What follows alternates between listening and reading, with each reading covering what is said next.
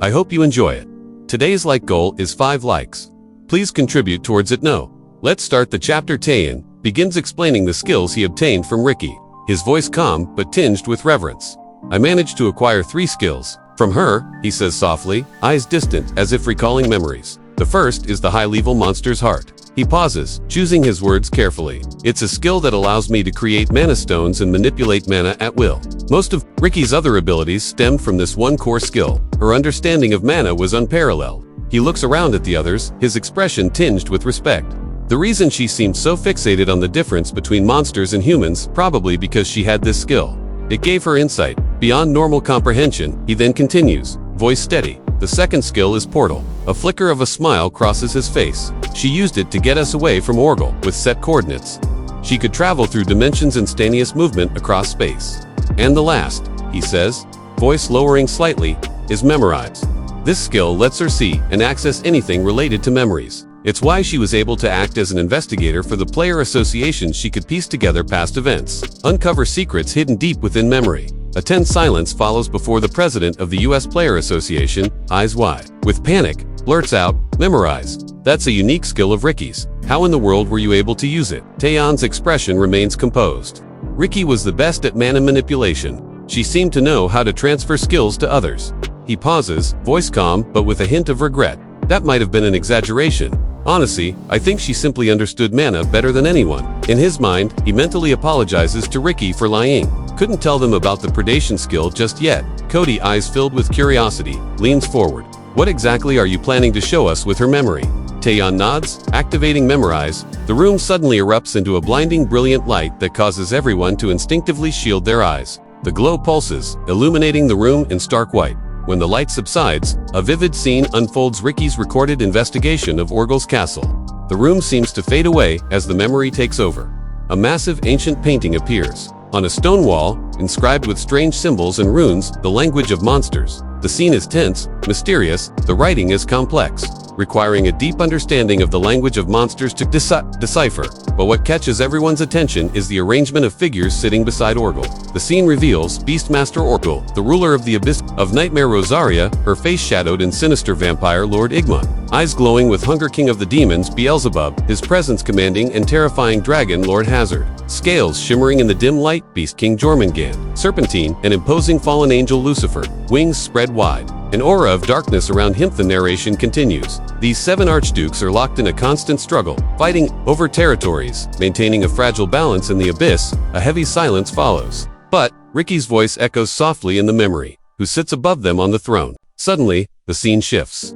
Ricky's voice fades as the image of Archduke appears, who questioned her about what she was doing there. The room falls into stunned silence. The revelation hits the room like a thunderbolt. Cody whispers to himself.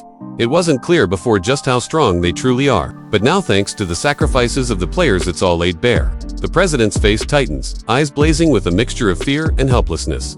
Even a single archduke ascending to earth, he murmurs, would be enough to destroy it. He turns to the others, voice trembling. Up until now, we only knew of Orgel, Igmon, and Lucifer. But now, there are 7 archdukes, and possibly someone even more powerful lurking in the shadows. A collective sense of dread settles over the room. Scene shifts to Orgel's castle. Min stands before Orgel, who is seated on his throne, his expression inscrutable. The room hums with an ominous energy. Min, trying to sound casual, asks, is it all over now? Orgel, have you achieved your goal? I can't believe that the Archduke of the Abyss would be injured and recure his help. Orgel reclines slightly, a faint smirk on his face. I could have regenerated on my own, but I dislike waiting. Patience is a virtue I lack. He then fixes his gaze on Min, voice cold and commanding. And you, Min, don't forget your place. Min raises his hand in surrender, bowing slightly. My apologies, Lord Orgel. Min then asks Orgel, why are you so eager to pursue Tayen? Orgel replies, because he possesses a certain skill, one that's been granted by someone very important. Orgel's eyes narrow. That someone is the one who ascended the Abyss, King of the Abyss. Min's voice trembles. The King of the Abyss. Orgel nods, voice low. Yes, but he has changed. He's no longer the same as before. He points sharply at Min. And now, I have a new order for you. You are to go to Earth. Min's eyes widen. To Earth, Orgel's expression turns cold. Yes, you will stir chaos, incite conflict, destroy stability, and you will find the key. The King of the Abyss's key, which is Tayen. He pauses, then adds with deadly intent, bring him to me. I want to take that key for myself. to rule the Abysond, to rise above all. Min kneels swiftly. Your wish is my command. I will do everything you ask. He looks determined. Back to Tayen. He questions the president of the United States Player Association. Voice urgent. What will you do now? The president hesitates, then responds. We'll hold a meeting to decide. This is too big for any one nation. Tayen presses. Just the US. It's bigger than that. Ricky wasn't working for just one country. She wanted to protect everyone. The president's face tightens. If we revealed this to the world, it could trigger chaos and uncontrollable panic.